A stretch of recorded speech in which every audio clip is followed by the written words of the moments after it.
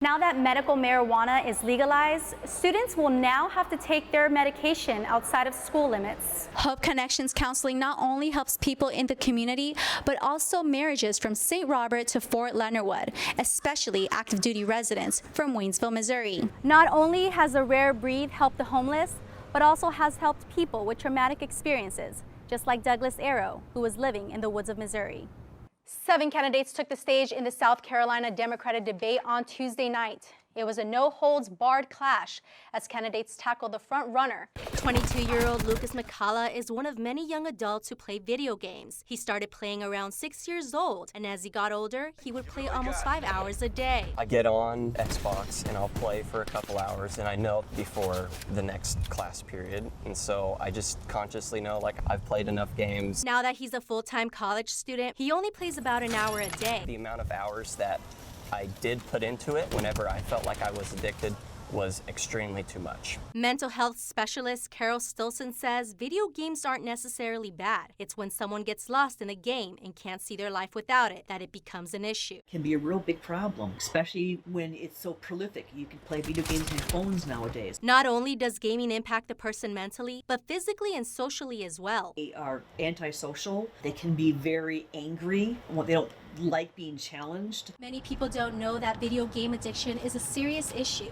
And according to American Psychiatric Association, about 160 million American adults play internet-based games, and 86% of them are 18 to 24 years of age. My social life in high school was very limited because of how much I wanted to play video games. But after being in college and learning that video games are not something I need to focus on. According to Stilson, out of the 7% who aren't considered clinically addicted, 3% can't control video game addiction. Stilson recommends the first step to helping addicted gamers is for them to recognize there is a problem.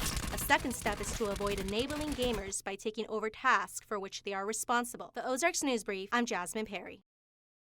17 years ago, Pamela Denton had her first child at age 38.